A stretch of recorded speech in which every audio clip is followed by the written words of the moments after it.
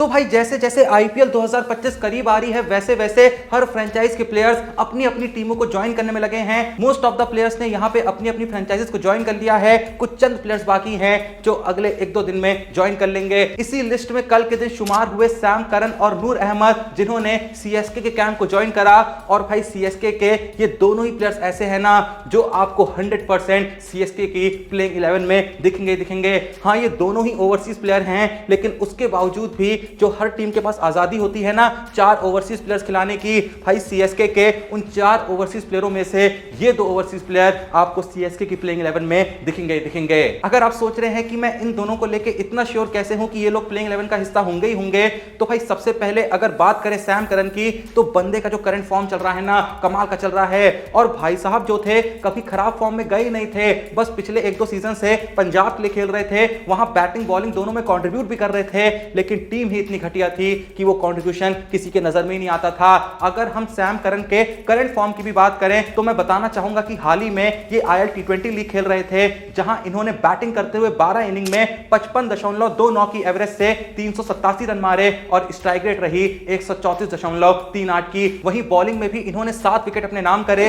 उससे पहले ये टी20 ब्लास्ट लीग खेल रहे थे, जहां बैटिंग में 5 इनिंग में 237 रन मारे, 59.25 की एवरेज और 153.90 की स्ट्राइक रेट से। वहां बॉलिंग में भी 2 विकेट अपने नाम करे। उससे पहले ये द 100 लीग खेल रहे थे, जहां इन्होंने 6 इनिंग में 40.20 की एवरेज और 164.75 की स्ट्राइक रेट से 201 रन मारे और 9 इनिंग में 17 विकेट भी अपने नाम करे। यानी भाई पिछले कुछ वक्त में सैम करन जिस भी लीग में खेल के आए हैं, भाई बैटिंग में 50 से ज्यादा एवरेज के साथ और लगभग 140 से ज्यादा स्ट्राइक रेट के साथ रन मार के आए हैं और विकेट भी एक डिसेंट रेट पे हर लीग में चटक के आए हैं। इसका मतलब ये साफ है कि सैम करन बैटिंग और बॉलिंग दोनों में बवाल मचा रहे हैं। इवन अगर हम आईपीएल के पिछले सीजन की बात करें ना, तो भाई किसी ने इस बात पे इतना ध्यान नहीं दिया, लेकिन भाई पिछले आईपीएल सीजन में सैम करन ने बैटिंग बॉलिंग दोनों में बवाल मचाया था। बैटिंग में जहां 12 इनिंग में 270 रन मारे थे 27 की एवरेज से, वहीं बॉलिंग में भी 13 इनिंग में 16 विकेट अपने नाम करे थे। भाई बहुत से ऐसे अच्छे बॉलर्स होते हैं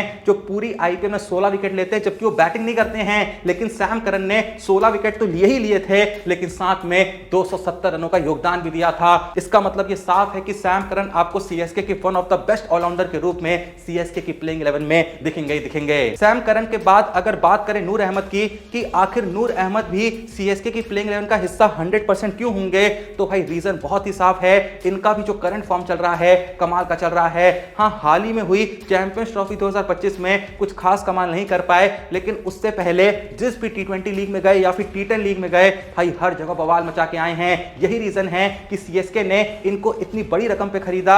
अगर आप इनके करंट परफॉर्मेंस को देखें तो हाल ही में साउथ अफ्रीका टी20 लीग के अंदर 9 इनिंग में 13 विकेट लिए 6.91 की इकोनॉमी से। उससे पहले अबू धाबी टी10 लीग में 6 इनिंग में 10 विकेट लिए। उससे पहले सीपीएल खेल रहे थे, वहां 12 इनिंग में 22 विकेट लिए 6.19 की इकोनॉमी से। उससे पहले अफगानिस्तान की एक लीग शापा गीजा लीग खेल रहे थे, वहां 6 इनिंग में 9 विकेट लिए 6.5 की इकोनॉमी से। और उससे पहले एमएलसी खेल रहे थे, वहां भी 4 इनिंग में 9 विकेट अपने नाम करे 7.56 की इकोनॉमी से।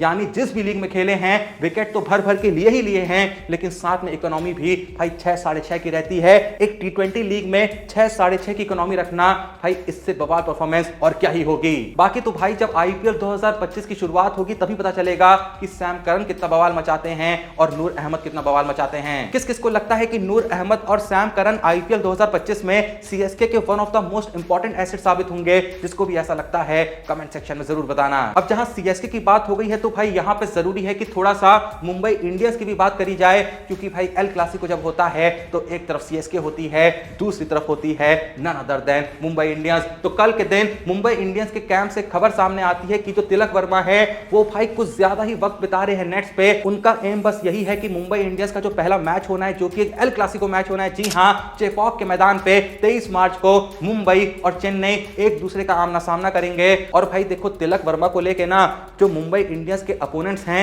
वो उतना सीरियस तो नहीं है, क्योंकि मुंबई में ऑलरेडी बहुत बड़े बड़े नाम हैं। रोहित शर्मा है, सूर्य कुमार यादव है, हार्दिक पांड्या हैं, उसके अलावा जसप्रीत बुमराह हैं। लेकिन भाई लोग तिलक वर्मा को अगर भूल रहे हैं, लोग उसको इग्नोर कर रहे हैं, तो भाई वो अपनी जिंदगी की सबसे बड़ी गलती कर रहे हैं। हाँ ठीक है, मुंबई के पास रोहित शर्मा होंगे, सूर्य कुमार यादव होंगे, हार्दिक पांड्या होंगे, लेकिन उसके बाद भी भाई बहुत लोग इस बात की गारंटी गारंटी दे सकते हैं कि आईपीएल 2025 में तिलक वर्मा, रोहित, सूर्या और हार्दिक से बेहतर परफॉर्मेंस देंगे जब बात आती है बैटिंग की, क्योंकि भाई इन सभी प्लेयरों के कंपैरिजन में तिलक वर्मा का जो करंट फॉर्म चल रहा है ना, खासकर टी20 में भाई खतरनाक चल रहा है। हाल ही में जब Tilak Varma India versus England के बीच खेली गई 5 टी20 मैचों की सीरीज का हिस्सा थे, वहां इन्होंने 5 इनिंग में 44.33 की एवरेज और 131.68 की स्ट्राइक रेट से 133 रन मारे थे। उससे पहले सैयद मुश्ताक अली ट्रॉफी खेल रहे थे, वहां 6 इनिंग में 65.40 की एवरेज और 169.43 की स्ट्राइक रेट से 327 रन मारे थे। उससे पहले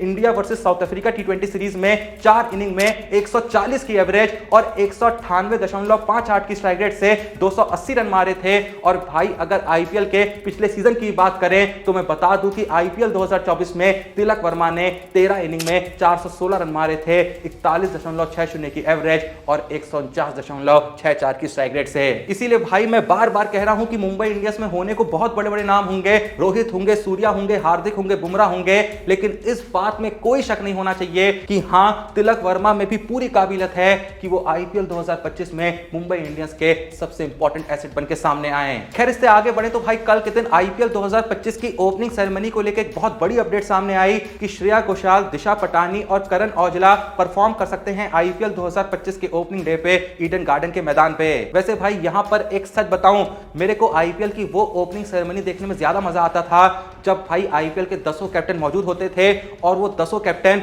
इतने बड़े बड़े प्लेयर्स हुआ करते थे। अब तो इतने बड़े नाम नहीं है जो इस समय टीमों के कैप्टन हैं, लेकिन भाई जब धोनी हुआ करते थे, द्रविड़, गांगुली, गिलक्रिस्ट वगैरह, कुंबले वगैरह और भी बड़े बड़े भाई लेजेंडरी कैप्टन हुआ करते थे ना, तब जो भाई मजा आता था ना, वो मजा अब नहीं आता है। और खासकर जब इस ओपनिंग सेरेमनी को शाहरुख खान होस्ट कर रहे होते थे तो भाई वो आज के सेलिब्रिटीज की तरह बस आके नाचते नहीं थे या गाना नहीं गाते थे या हरकतें नहीं करते थे, बकायदा बंदा क्रिकेटरों से इंटरैक्ट करता था, कैप्टन से इंटरैक्ट करता था, अच्छा खासा हंसी मजाक करता था।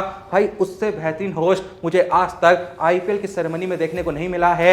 उम्मीद थी कि एक बार फिर से शाहरुख खान को ये एज अ होस्ट वापस लाएंगे। भले ही शाहरुख खान की एज भी लगभग 60 की हो गई है, लेकिन बंदे में आज भी उतनी एनर्जी है, आज भी उतनी काबिलियत है कि वो आईपीएल सेरेमनी को एक नंबर बना सके। हाँ, जब अरिजीत सिंह ओपनिंग सेरेमनी में आए थे तब भी मजा आया था, लेकिन उस सेरेमनी में भी वो बात नहीं थी कि भाई सभी कैप्टन मौजूद हैं। वो भाई एक वक्त हुआ करता था, लेकिन लंबे वक्त से नहीं हुआ है और जैसा कि अब लग रहा है कि आगे होगा भी नहीं। वैसे कुछ हो या ना हो, लेकिन भाई कल के दिन एक चीज जरूर हो गई है कि कल के दिन विराट कोहली ने बता दिया है कि आखिर दुनिया का वो कौन सा बॉलर है जिनसे वो भी डरते हैं। कल के दिन एक इंटरव्यू के दौरान जब विराट कोहली से पूछा जाता है कि आपके हिसाब से दुनिया का बेस्ट बॉलर कौन है जिसे फेस करते वक्त आपको भी लगता है कि भाई ये जो बैटल है काफी चैलेंजिंग होगी, तो विराट कोहली कहते हैं भाई इस केस में तो बस मैं एक ही बॉलर का नाम लूंगा और वो बॉलर है none other than Jasprit Bumrah. Kohli ने कहा कि इस बात पे तो किसी को डाउट ही नहीं होना चाहिए कि जसप्रीत बुमराह वर्ल्ड के बेस्ट बॉलर हैं और मैं उनको जब भी फेस करता हूं, फिर चाहे आईपीएल में फेस कर रहा हूं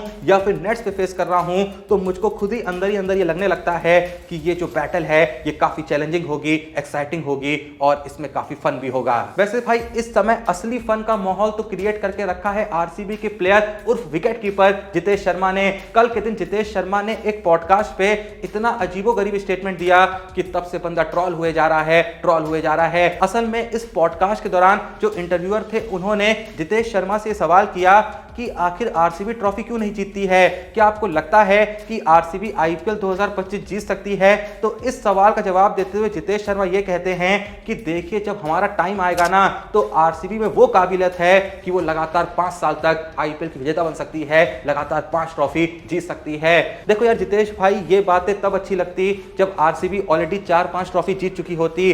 आज अगर मुंबई ये बात कहे या सीएसके ये बात कहे तो फिर भी सुनने में अच्छा लगेगा, 2 पल के लिए केकेआर भी बोलेगी ना तब भी भाई सही लगेगा। और आज के समय में जैसी भाई मुंबई की टीम है या फिर एसआरएच की टीम है, वो भी अगर 2 पल के लिए कहें कि हाँ भाई हम इस टीम के साथ लगातार 5 सीजन जीत सकते हैं तो भी सुनने में सही लगेगा। लेकिन जहां आरसीबी आज तक एक ट्रॉफी नहीं जीती है तो ऐसे में आपको यह कहना चाहिए कि हाँ हमको लगता है कि आईपीएल 2025 हम जीतेंगे, आप सीधे लगातार 5 सीजन जीतने की बात कर रहे हैं। खैर आरसीबी लगातार 5 सीजन जीतेगी या नहीं जीतेगी वो तो भाई वक्त ही बताएगा, लेकिन फिलहाल आप मुझको यह बताओ कि आईपीएल 2025 जो है वो आरसीबी जीतेगी या वो भी नहीं जीतेगी? ऑनेस्ट ओपिनियन जो भी है ना आपके मन में भाई कमेंट सेक्शन में बता देना। वैसे भाई जहां एक तरफ जितेश शर्मा को लग रहा है कि आरसीबी लगातार 5 सीजन जीत सकती है, तो वहीं पे शशांक सिंह जो है, जो कि पंजाब किंग्स का पार्ट है, उन्होंने कल के दिन एक स्टेटमेंट दिया शुभांकर मिश्रा के यूट्यूब चैनल पे कि भैया पंजाब जो है वो डेफिनेटली आईपीएल 2025 के अंदर पॉइंट्स टेबल पे टॉप 2 में फिनिश करेगी। अब ये भी होगा या नहीं होगा भाई वक्त ही बताएगा, लेकिन भाई इस बार पंजाब कर भी सकती है, क्योंकि पंजाब में इस बार एक बहुत बड़ा तड़का लगा है जिसका नाम है श्रेयस अय्यर, जिस पे 26.75 करोड़ रुपए खर्च करे गए हैं। खैर पैसों की बात यहां पे नहीं है, जिस तरीके की किस्मत इस समय अय्यर की चल रही है ना, कि जहां भी जा रहे हैं जीत के आ रहे हैं, चाहे फिर वो ईरानी कप हो, चाहे फिर वो रणजी ट्रॉफी हो, चाहे फिर वो सैयद मुश्ताक अली ट्रॉफी हो, चाहे फिर वो आईपीएल 2024 हो, चाहे फिर वो चैंपियंस ट्रॉफी 2025 हो, जहां जा रहे हैं जीत के आ रहे हैं। तो ऐसे में अब जब पंजाब में आए हैं तो भाई पंजाब टॉप 2 में आए या ना आए ये तो नहीं पता, लेकिन भाई जीत जरूर सकती है, क्योंकि भाई अय्यर की सिर्फ किस्मत की बात यहां पे नहीं है। अय्यर जो है खुद एज अ प्लेयर भी कमाल के हैं, और भाई कप्तानी वाला दिमाग तो बंदे में है, चाहे कोई माने या ना माने। खैर जो भी ये वीडियो देख रहा है, आप लोग का इस बारे में क्या कहना है कमेंट सेक्शन में जरूर बताइएगा। सीधे सीधे तुम मुझको बस ये बता दो कि भाई आईपीएल 2025 में टॉप 4 टीमें कौन सी होंगी, वो 4 टीमें कौन सी होंगी जो प्लेऑफ में क्वालिफाई करेंगी। जो भी वीडियो देख रहा है अपना ओपिनियन कमेंट सेक्शन में जरूर देना। बाकी भाई वीडियो को लाइक करो, चैनल को सब्सक्राइब करो। मिलते हैं नेक्स्ट वीडियो में, तब तक के लिए जय हिंद, धन्यवाद।